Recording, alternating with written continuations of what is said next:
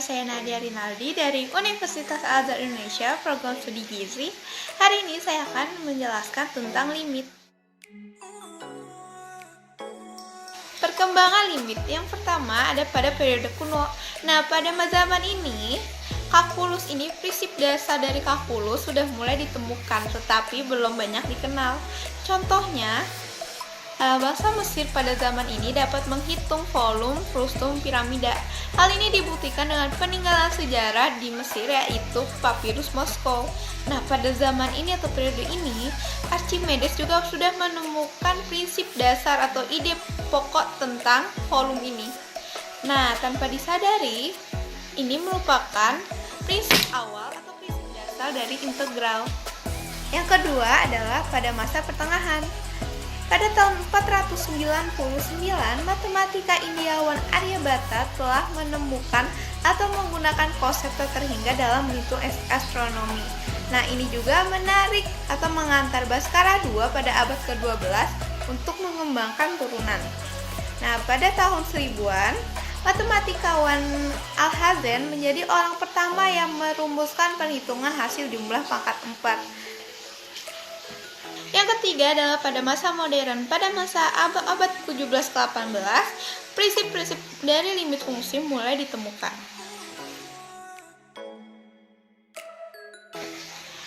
Tokoh-tokoh yang berperan dalam limit yang pertama ada Augustin Louis Cauchy atau matematikawan asal Prancis.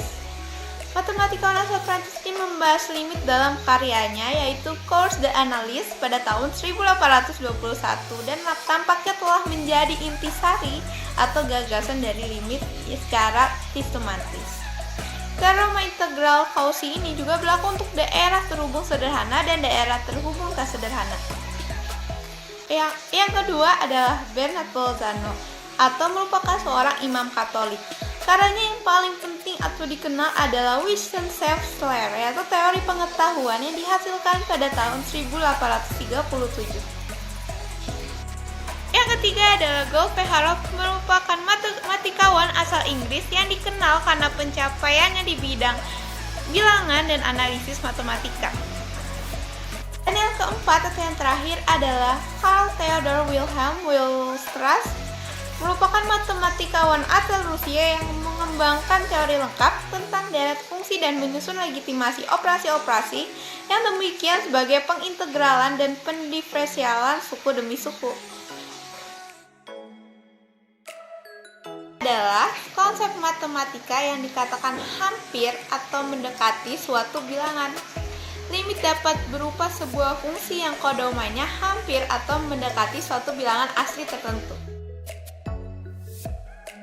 Dalam pengoperasian limit fungsi aljabar terdapat beberapa hukum atau teorema yang harus diperhatikan. Jika kata fungsi f dan fungsi g adalah fungsi-fungsi yang memiliki nilai limit yang mendekati bilangan c, maka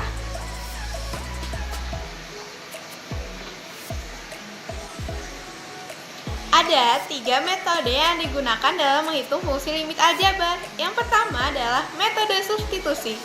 Metode substitusi adalah metode yang paling mudah digunakan dibandingkan metode yang lainnya. Dalam metode ini, cukup memasukkan nilai x di dalam variabel. Contohnya adalah di bawah ini.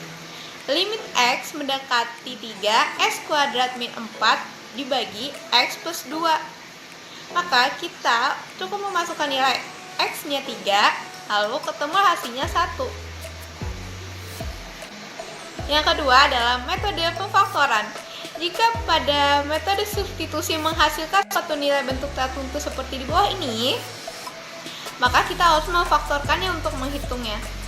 Contohnya adalah limit x mendekati 3, x kuadrat min 3x dibagi 2x min 6. Kita bisa mengeluarkan nilai x dari x kuadrat min 3s dan mengeluarkan nilai 2 dari 2x min 6. Lalu kita coret x min 3-nya dan ketemulah hasilnya 3/2. Yang ketiga adalah metode perkalian dengan akar sekawan. Metode ini digunakan jika pada metode substitusi langsung menghasilkan nilai limit yang irasional. Fungsi dikalikan dengan akar yang sekawannya agar bentuk limit tersebut tidak irasional, sehingga bisa dilakukan kembali substitusi langsung nilai. Contohnya adalah di bawah ini, limit X mendekati min 1, X plus 1 dibagi 1 min akar X plus 2. Maka untuk menghitungnya kita mencari dengan kali sekawan. Lalu kita kali dengan 1 plus akar X plus 2 dibagi 1 plus akar X plus 2. Dan ketemulah hasilnya min 2.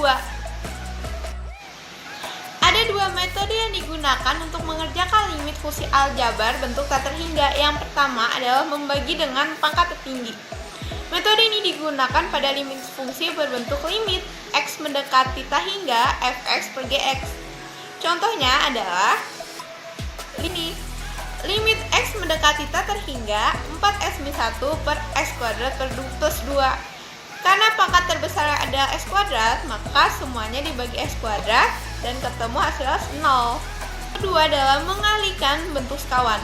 Metode ini digunakan pada limit fungsi bentuk limit X mendekati tak terhingga fx dikurang limit X mendekati tak terhingga gx. Metode ini dapat diselesaikan dengan perkalian bentuk sekawan. Limit fungsi trigonometri. Penyelesaian dalam limit fungsi ini dalam trigonometri bisa dilakukan dengan melakukan perubahan bentuk sinus, kosinus, dan juga tangen. Ada 3 bentuk dalam limit trigonometri, yaitu yang pertama adalah bentuk limit X mendekati C, fx sama dengan fc. Pada bentuk ini, limit dari fungsi trigonometri fx merupakan hasil substitusi nilai C ke dalam X dan trigonometri. Contohnya adalah limit X mendekati pi per 4 sin 2x.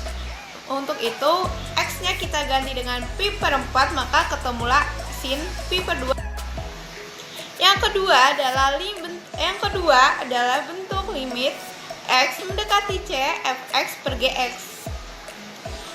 Pada bentuk ini, limit diperoleh dari perbandingan dua trigonometri berbeda. Contoh yang kedua adalah limit X mendekati pi per 2 sin 2x per cos x. Sin 2x kita ubah menjadi 2 sin x cos x per cos x. Cos x kita coret, sehingga hasilnya 2 sin x atau 2 sin pi per 2, dan ketemulah hasil akhirnya 2.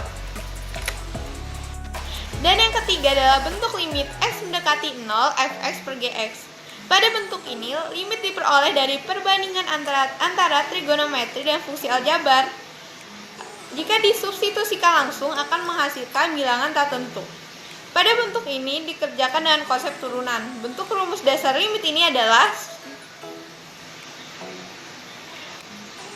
sekian penjelasan saya tentang limit. Kurang lebihnya mohon maaf. Wassalamualaikum warahmatullahi wabarakatuh. Terima kasih.